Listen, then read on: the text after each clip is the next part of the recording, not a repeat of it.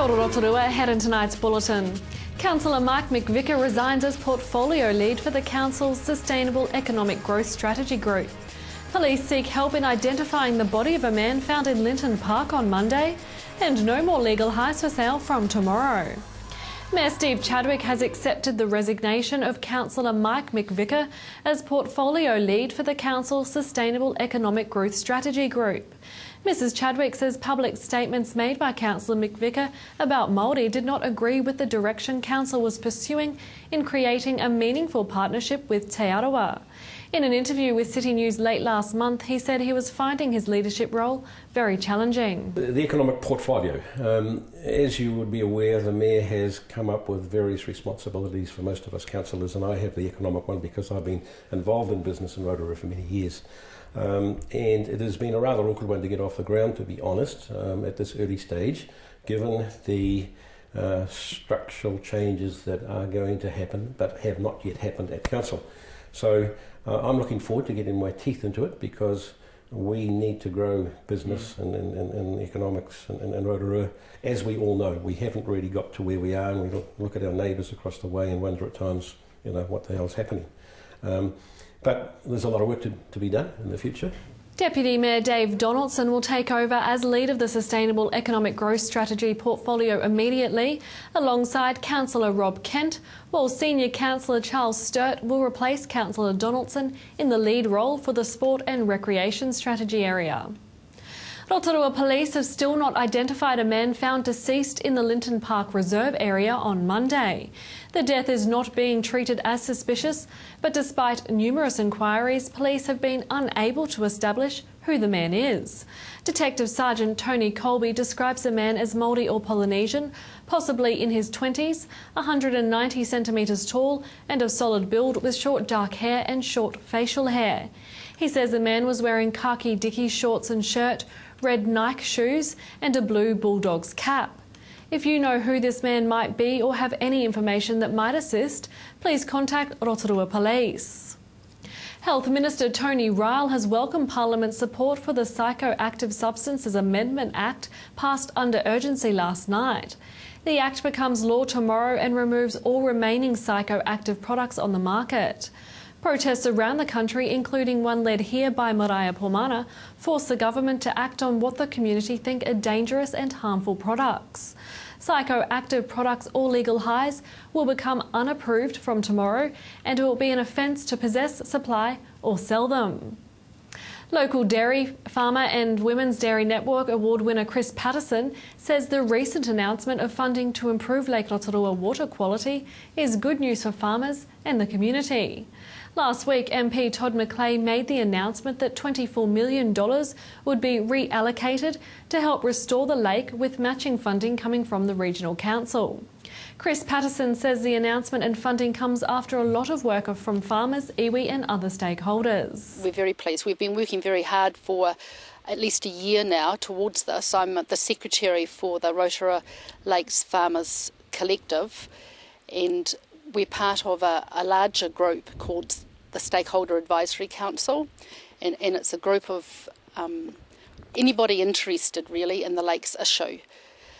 We've been working with district and regional authorities to try and get some common ground, and this money is certainly going to allow all of that process to be implemented. In sport tonight, Rotoiti is still buzzing after their win over top-of-the-table Tauranga Sports in the Baywide Premier Rugby competition. Rotoiti are now third on the table, with our other local team in the competition, Whakarewarewa, at fifth. This weekend, Rotoiti are up against Te Puke Sports. Rotoiti's head coach Kevin Lee says the team is looking forward to benchmarking themselves against Te Puke to get an idea of where they are in standings. He says, however, playing Te Puke at their home ground always makes things harder. To your weather update now.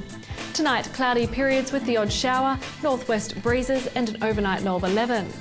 Tomorrow, Thursday, showers developing in the afternoon, northwest breezes, a high of 16 and a low of 8. And the outlook for Friday, showers and northwesterly winds, a high of 15 and a low of 5. And the marine forecast for Lake Rotorua, variable 5 knots, northerly 10 knots developing for a time in the afternoon, with waves less than half a metre, cloudy with showers, some possibly heavy with poor visibility. Still to come tonight in City News, we're at the recent Women's Chainsaw Safety Workshop at Rotorua Still Shop. And Labour Party candidate Tamati Coffey officially launches his campaign for the Rotorua electorate with the opening of the Labour Lounge.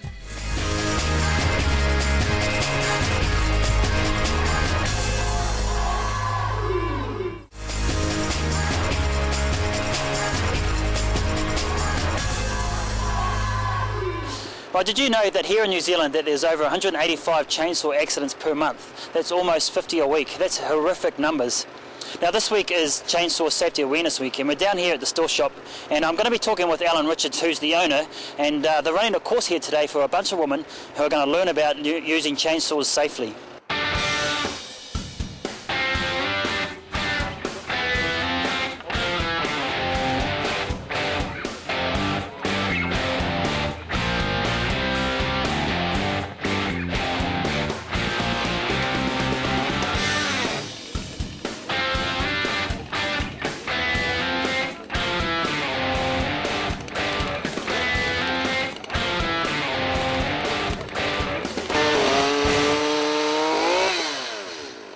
Hi Nicole and Jill. Now, have you guys ever used chainsaws before?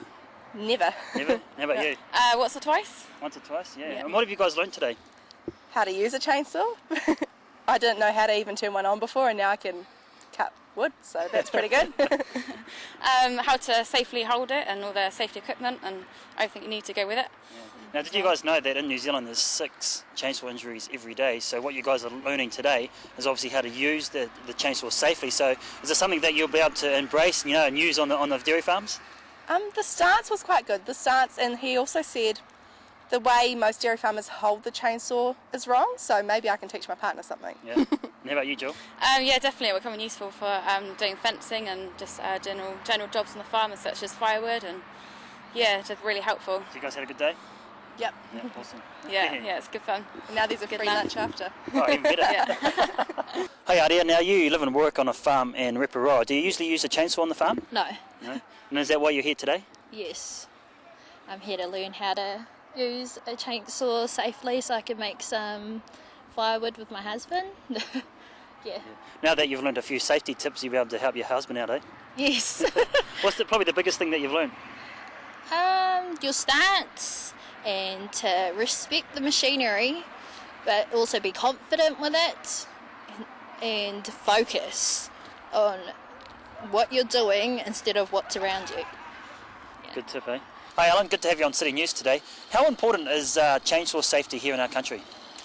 Well, as we were just talking about before, Alan, we've got up to 6 injuries a day occurring with chainsaws, so that's a significant number.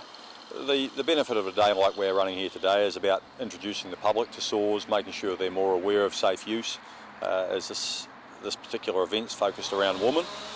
There's more and more women using saws, both domestically and commercially. Chainsaws are potentially a pretty dangerous tool. A great asset, but in the right hands, a safe machine, in the wrong hands, not so. So it's a great day for us to introduce people to tools. Now I notice there's a couple of women from Kaharoa, the farmers' wives, and obviously they mentioned when their husbands are away, they're out there on the chainsaws, so courses like this is an absolute necessity for them. Yeah, correct. I think so. We sell a surprising number of saws to women. There's obviously more women using saws than we might expect. Chainsaw is kind of a male-dominated scene, we think, but no, the ladies are right out there and in it. As you say, a lot of farmers' wives, something happens, wet, dark night, I'm sure they deal with the problem because that's what ladies do. So yeah, really important they get the support they need to understand how to use the tools well, keep themselves safe, and they also tend to have a big spin-off effect on the guys around them. So probably call others to order, I would expect. Do you think women in general may be a little bit more safety cautious when it comes to things like this? Yeah, I think that goes without saying. We both know what guys are like. Read the instructions if nothing else works. Right. Yeah, I think the women generally have that. Maybe it's just common sense, a little more common sense. And one thing I'm sure is that everybody that's involved with these ladies is going to hear from them about the day, what works, what doesn't. And I suspect there'll be a little bit of quiet coaching in the background around best practice. Yeah. So that's a good thing. You've got a group of women here today. Where are they from? The majority of them are a Dairy Women's Network. But we've had a great response. The day became, well, it didn't quite go viral, but near it on Facebook. So it became pretty well publicised, Facebook and a couple of articles in the local paper. So we've got half a dozen ladies and a couple of guys that have come from outside of the Dairy Women's Network, but Dairy Women's Network is engaged with still across the country to deliver training. Now, obviously, you're outside here doing practical lessons and learning the safety and how to actually use the actual chainsaw. But what were you guys doing inside? This team has spent an hour inside running through, what is a chainsaw? How do you select a chainsaw? How do you make a decision around safe use? What's a bar, what's a chain, how do you operate? So they've run them through a range of information around the tool themselves and talked about safe use, then come out here to put it into practice. So it's a 2-hour session, and they're going to go away with some pretty substantial information. Are we the only place here in Rotorua that are holding a course like this, or are they doing it around the country as well? Doing it around the country. Rotorua, as it turns out, has got the biggest attendance around the country, so well done, Rotorua. Of course, well, we've got the forestry industry here, haven't we? Well, we've got something going for us. We've got forestry, and we've obviously got a lot of motivated people, so it's fantastic. Yeah, the same day was run in Hamilton yesterday. There's courses running in the South Island. So, yeah, still is running a series of programs in conjunction with Wairiki across the country. But, yeah, I'm proud to say we've got the biggest turnout, so it's fantastic. It is fantastic. Alan, appreciate your time. Thank you. Pleasure.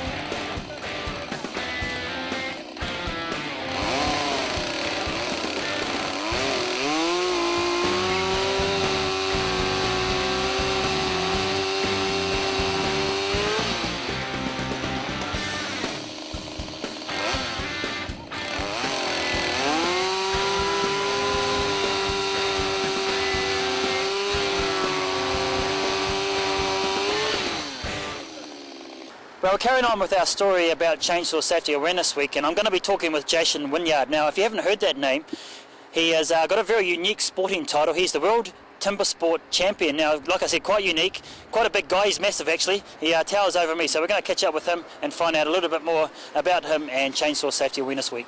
Thanks for joining us today, Jason. Now, what's a World Champion Timber Sports champion doing here in Rotorua? I've actually been involved with the still initiated Chainsaw Safety Awareness Week for since its inception, which was, I think, 2008, so been at it for a few years now, but yeah, really interested in promoting safe chainsaw use, and my background as a still timber sports competitor has kind of helped to push that with my profile gain from that. So really something great to be involved with, just promoting chainsaw safety, because I think most New Zealanders are a bit gun-ho with chainsaws, and they need a bit of reminding that, like, to wear the correct safety equipment and to do the right things with the chainsaws and respect them. So yeah, that's why I'm here. Now, obviously you're just teaching women today. Do you think women, I asked Alan this before, do you think women are a little bit more safety conscious than men? I think they are, actually, and they tend to take advice a lot more seriously than the guys do. But hey, it's a great campaign to be involved with, and if we can stop New Zealanders from hurting themselves with chainsaws, it's a good thing. What do you think that is? It's just like you said, it's a bit gun-ho. Do you think Kiwi guys just think, she'll be right?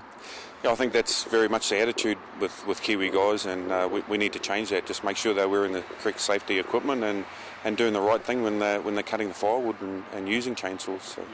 Now, Alan said you've been travelling around the country. There's been 5 other different courses around the country. Have you been to all of those? I haven't. We went to Hamilton yesterday, and there's another group doing the South Island. So it's just Hamilton and Rotorua today. How were the guys in Hamilton? What was their feedback once you'd finished the course? It was the same group of women from the dairy, the women's dairy, and they were great. They were fantastic. They really enjoyed the hands-on session with the chainsaws, and they took a lot of our safety advice very seriously, so it was very successful. Let's talk about your timber sports for a little bit, Jason. What does it take, or what does it entail to be a world champion at timber sports? A lot of dedication. I've been a wood chopping competitor for about 25 years, so yeah, still at it now, and really enjoy competing. And the Still Timber Sports series I've started way back in '96 with it and competing in the USA. It has, it's the biggest competition for a wood chopping competitor in the world. I went over to the States in '96 and I won the competition there 10 times from '97 onwards. Wow. And then started competing in the World Championship when it started and managed to win that 5 times. So been a lot of years, a lot of hard work, but it's the pinnacle of our sport, so it's been great to win those events. Yeah. Now, obviously you're teaching women safety here, but when you're out competing, how important is the safety there? Because I'm thinking that you'd be sawing and chopping pretty fast. Yeah, it's very important. For one thing, if you don't wear this correct safety equipment, or if your technique is deemed to be dangerous, you are disqualified from the competition. So, and it's not faster to be unsafe with a chainsaw. It's actually, if you do the right thing, wear the correct safety equipment, have the correct stance, it's actually faster to operate a chainsaw. So people really need to know that, and from a competition perspective, I've learnt that it's quicker to be safer. Yeah. Any future competitions coming up, Jason? Yeah, I'm heading over to Hungary, to Budapest in Hungary, and looking to defend my title as Still Timber Sports. It was a Champions Trophy competition. I won that back in 2010, so this will be the second one they're running, and looking to go back there and try and retain that title. Cool, awesome. Well, good luck for that. And it's always nice to meet much. a New Zealand champion, even if it's such a unique and unusual sport of timber sports. So. Great talking with you, and thanks for your time. Awesome, cheers.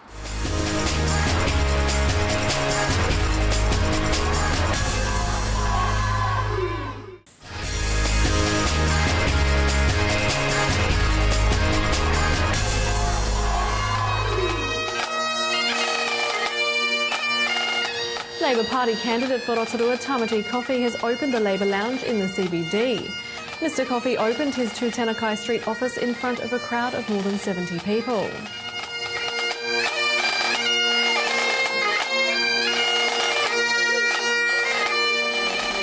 Please come to so let me present to you our Labour candidate for Rotorua, Tamati Coffee.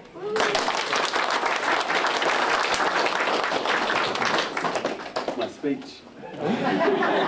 My chair. Yeah, enjoy it.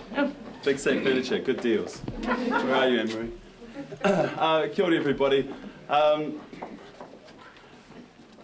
After being paid for 10 years to stand up and just talk off the cuff, it's really unique for me to have to refer to a piece of paper with lots of words on it. But as I've come to understand in politics, you need to do that because every word counts, especially when they're filming and they're writing.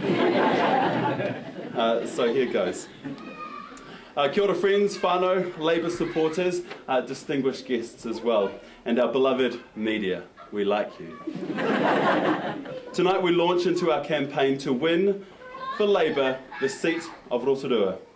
I don't want to speak too long here, as by the end of this campaign, I know in the very least I'll be a little bit overhearing my own voice, let alone you guys hear my supporters. Now, people have asked me a number of times why I'd leave television, where I'd built quite a successful career, to delve into the political waters of New Zealand. And standing in front of you here, I'm reminded why. Growing up, I wanted to make a difference. I believe in New Zealand, I believe in our values, and I believe that I owe it to my parents, who worked so hard to provide for me, to protect those beliefs and those values that they instilled in me. Many of you will know that I grew up in a very blue-collar family. Mum and Dad went to work and made ends meet through hard work, through love, but also through laughter as well. Having a fair go at jobs, owning a home, having quality education, and supporting the community, they're all core Labour values which still ring true today. And I believe more than ever that they're needed right here in Rotorua. We are Rotorua, we are diverse, we are beautiful, we are unique, and yet so often over the past 2 electoral terms we're also overlooked, which is simply not good enough. Rotorua, we are a titan of a region. We stand on the world stage and we demonstrate globally the true values of real Kiwis. We deliver day in, day out, once-in-a-lifetime memories for millions of visitors. We are the New Zealand light that shines for all the world to see, and yet, when we as a community have an issue, it feels like we're ignored in Wellington. Well, with your help, not on my watch. It's time for us, Rotorua, to believe in ourselves and in one loud voice say that it's not good enough for our region. It's not good enough that in 6 years we've had no support from our government. It's not good enough that our education system is budget focused now and not learning focused. And it's not good enough that we have marches on our streets to get rid of legal highs. And it's not good enough that our government ministers are selling favours to their wealthy friends and foreigners, while average Kiwis can't even buy themselves a house. Rotorua, I believe that you deserve better, and I promise you I will be better. Rotorua, you are a dynamic destination, you are a dynamic representative, one who will stand tall for you with all the mana. You deserve a dynamic representative, one who will stand tall for you. I hate these words. No, I love these words, right? You deserve a dynamic representative, one who will stand tall for you with all of the mana and the dignity that you exhibit every day. I believe in you. I will always believe who we are and that special magic that makes us who we are today. Our campaign here in Rotorua will be fought on the issues that affect us here in Rotorua, not roads for Auckland or perks for politicians, but issues like forestry employment, quality local education and homes for our people. I will campaign hard, but I will do it fairly and I will do it with heart. For too long, politics has been made elitist, which is why we've taken the unusual step of having a shop front, so that if you need me at any time, you can always find me here. I'm of the people, for the people, and I can't be that way if our people can't even share their concerns with me. I hope that you will all embrace our bright little spot here in Rotorua, Labour Red, and I thank you for all supporting me tonight. Let's get to work. I am Tamati Coffee, I am for Labour, I believe in Rotorua, and with your help, we will help to invigorate our slice of Aotearoa together. Thank you.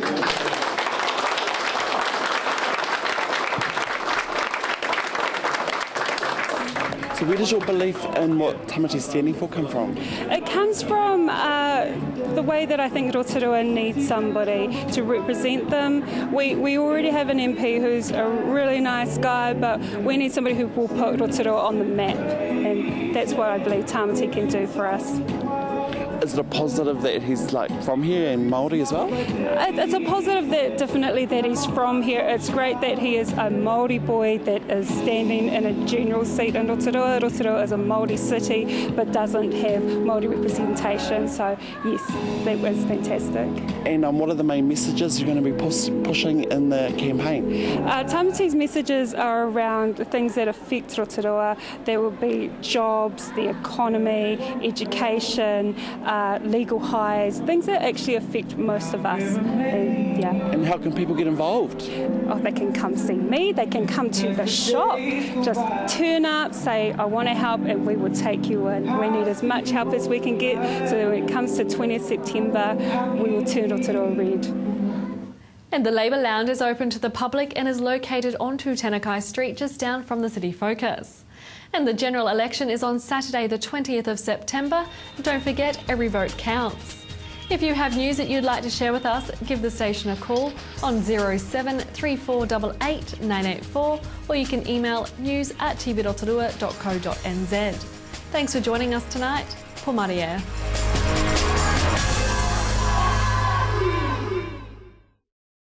Supporting local content so you can see more of New Zealand on air.